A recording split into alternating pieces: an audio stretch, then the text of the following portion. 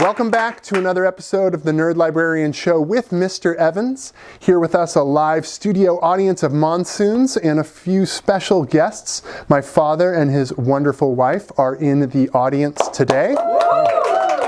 Now, my daughter Lila was supposed to be here as well, but she ended up having to have surgery instead. I know. Don't worry though, she's fine.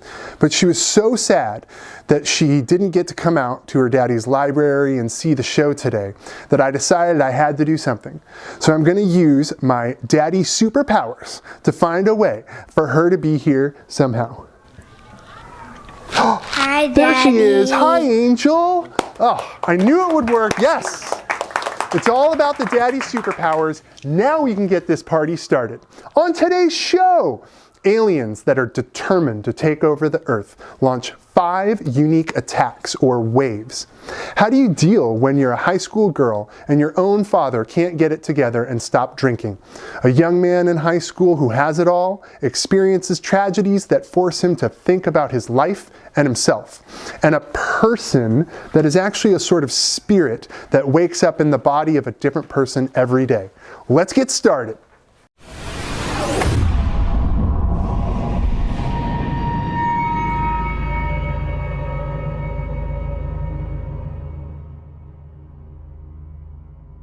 As you can see, our first novel is The Fifth Wave by Yancey. Yes, I know, it's a movie, and maybe you saw the movie. But guess what? Before it was a movie, it was an awesome, page-turning, high-interest, grab onto your brain and hold your attention till the last page book. And this book starts in a post-apocalyptic world where we learn that aliens have already attacked Earth in 3 unique and crippling waves. The first wave was an electromagnetic attack that disabled all of humanity's electrical and motorized capabilities. This wiped out the communication, travel, and technology of the world. In the second wave, those pesky aliens induced the fault lines of the Earth to explode with earthquakes, completely destroying the infrastructure of the Earth. In the third wave, the aliens unleashed disease-ridden birds upon the Earth, crippling all of humanity. And our story begins in the midst of the fourth wave. And the real treasure, the payoff of this novel, is discovering what the fifth attack or wave by the aliens actually is. Think you don't like to read? Give this one a try and see if it doesn't capture your interest. Here's a book trailer. The first wave only took a few seconds. Thinking about it now, I'm surprised it didn't worry us more. I guess we thought we could fix what happened, but we couldn't.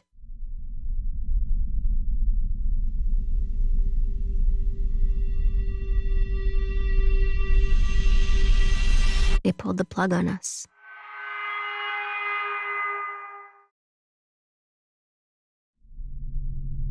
The first wave took out 500,000 people. The second wave put that number to shame. We live on a restless planet, one that's constantly shifting below the surface. All the others had to do was trigger this already unstable pressure chamber.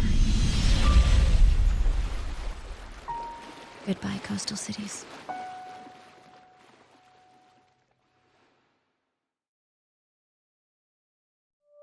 The third wave took a little longer. There are over 300 billion birds in the world. Thousands of species of them. And birds don't recognize borders. You couldn't invent a more efficient delivery system for a virus. After the third wave, only the unlucky survive.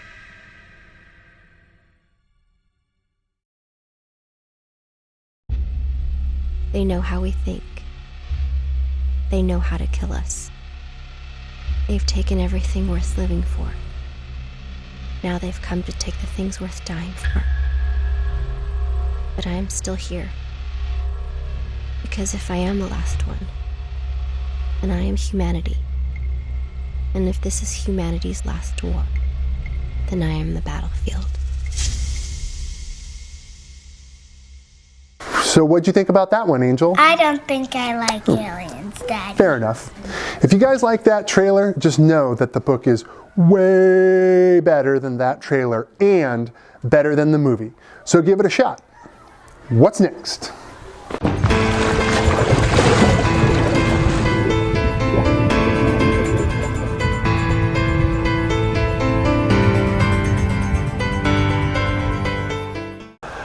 The Impossible Knife of Memory is about Haley Kincaid, a high school senior who separates everyone into two categories, freaks and zombies. Now, yeah, that's not very nice. The nerd librarian does not like it when people are cruel to others, especially here on campus. But in Haley's case, it's partly because she had a very disturbing childhood. Haley has lived with her father, an Iraq War veteran, her whole life. He's moved them from city to city and school to school as he struggles with PTSD, a common reality for men and women who have been through the hell of war and an often devastating condition. Yeah. To make matters worse, he struggles with alcohol and drugs. Monsoons, alcohol and drugs are a sure way to make any problems you already have in your life a lot worse. Finally, her father decides to move them back to the town in which he grew up. Haley thinks this might be the opportunity she's been waiting for to have a normal life. She even meets a hot guy by the name of Finn.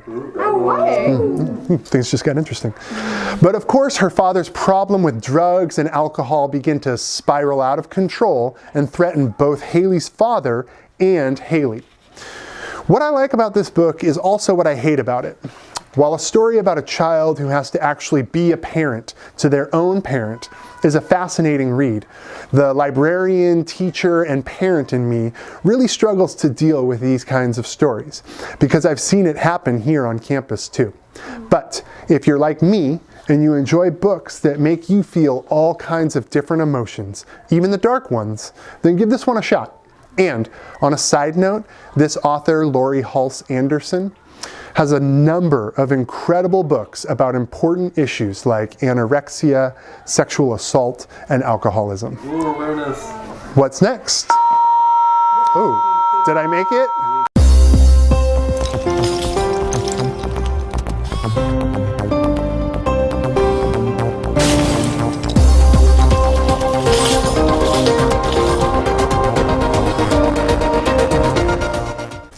Have you ever been at a point in your life where everything seems to be going well, and then...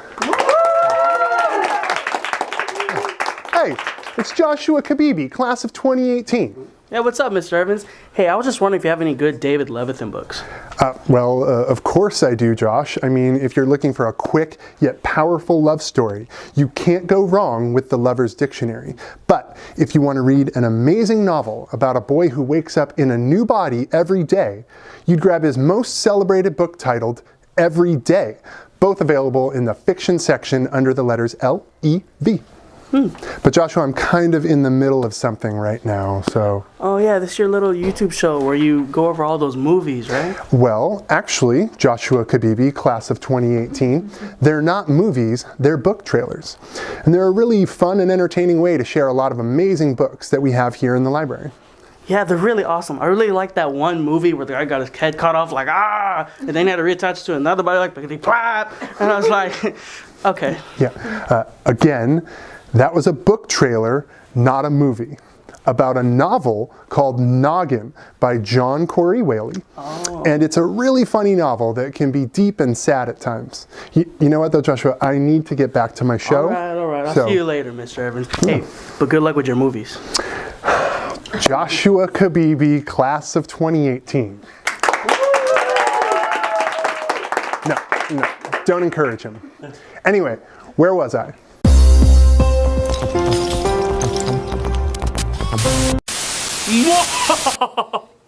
Operation Green Screen Hacking full effect. Soon, all of Mayfair will be under my command.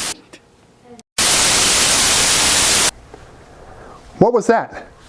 Hey, Segway guy, what was that? There's some sort of interference with our Segway. Yeah, some guy with a huge head and he looked kind of like Maui from Moana.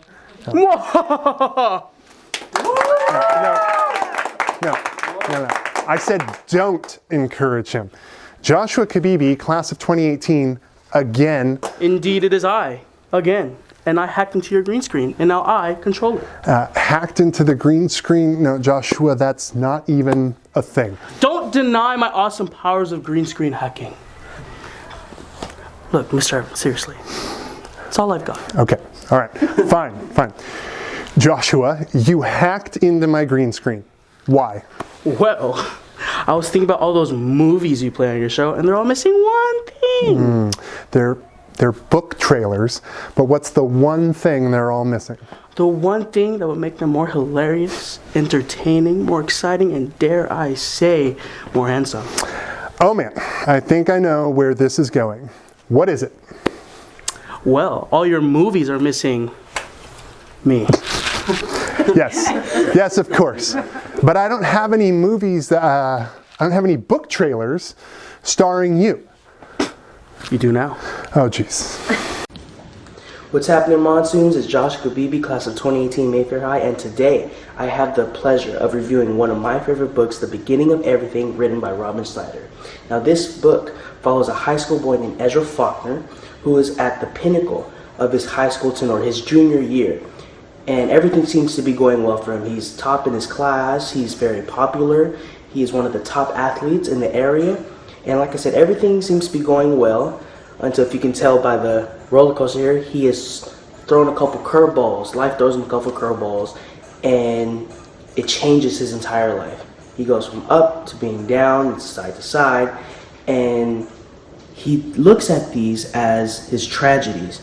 And now throughout the whole book, he has to look at them as tragedies or change his perspective in a sense that he'll look at them as transformations, as opportunities to better his life and to better himself as a person stemming from these tragedies. And one of the main reasons that I love this book is it captures the essence of, and realities as well, of being a high school, being in high school.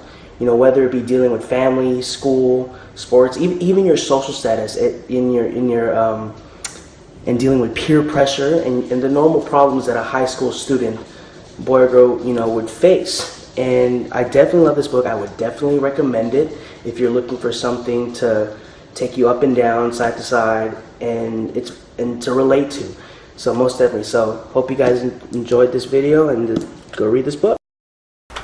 Now that was hilarious, entertaining, exciting, and dare I say... All right. Hey, I didn't get to say handsome yet. Okay, fine. Handsome book trailer. Joshua Kabibi, class of 2018.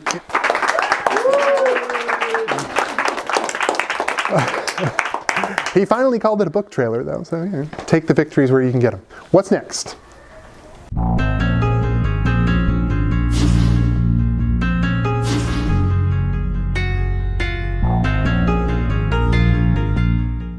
Since I recommended the book Every Day to Joshua Kabibi, class of 2018, I thought I'd take it a step further and recommend it to all of you guys.